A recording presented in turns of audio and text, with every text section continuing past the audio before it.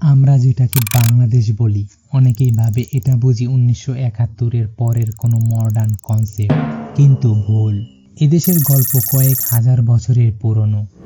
এই মাটি, এই মেঘ, এই নদী, এদের একটা ইতিহাস আছে। আর তা শুধু ইতিহাস না, একটা ইপিক সিনেমা। আজ আমরা ট্রাভেল করব সেই হাজার বছরের বাংলাকে নিয়ে। আমরা বাঙালি, কিন্তু বাঙালি মানেই কি শুধু ভাত, ডাল আর রসগোল্লা? না ভাই, আমরা অনেক জিনিসের মিশ্রণ।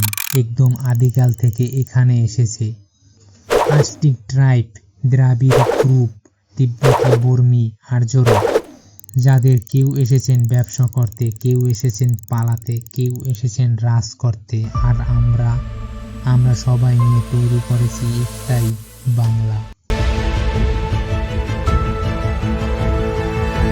তুমি যদি গুগল ম্যাপে বাংলাদেশকে জুম ইন করো, যা দেখবে সেটাই এক মোজাটের কম্পোজিশনের মতো। নদী দিয়ে মোড়া এক অদ্ভুত সুন্দর জায়গা। পদ্মা, মেঘনা, যমুনা, এই নদীগুলো শুধু পানি বইছে না, বইছে ইতিহাস। এই ল্যান্ডস্কেপ, সমতল জমি, বর্ষা, গ্রীষ্ম, সবকিছু মিলেই একটা ন্যাচারাল ল্যাব। বন্যা আসে, মানুষ উঠে দাঁড়ায়, নদী ভাঙে, মানুষ ঘর তোলে। That's how we survive. That's how we're built.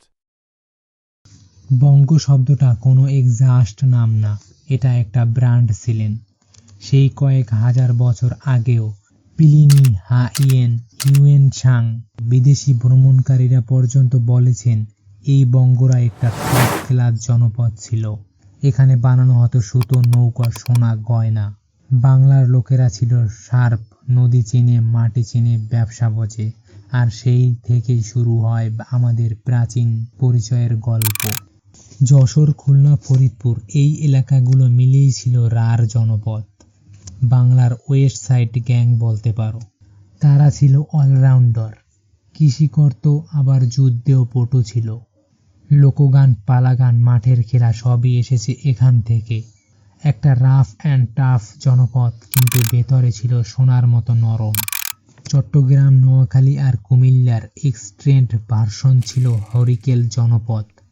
পাহাড়ের কোলে ঘেঁষে এই অঞ্চলে ছিল ঐশ্বর্যের খনি। তাদের কাছে ছিল নিজস্ব মুদ্রা, নিজস্ব লিডারশিপ। তাদের ফলো করত বৌদ্ধ ধর্ম, চন্দ্রবাত। একদিকে শান্ত বৌদ্ধ ভিক্ষু, আরেকদিকে পাহাড়ি যোদ্ধা। চলো একটু সারমারি করি। বঙ্গ, মূল বাংলা কালচারের ঘরবাড়ি। রার, স্ট্রং রন ওয়েস্ট সাইড। হরিকেল, পাহাড়ে শান্তির রাজা। ভাবতো, সব মিলিয়ে আজকের বাংলাদেশ একটা ভূখণ্ড না, একটা ইন্টিগ্রেটেড কালচারের ল্যান্ডস্কেপ।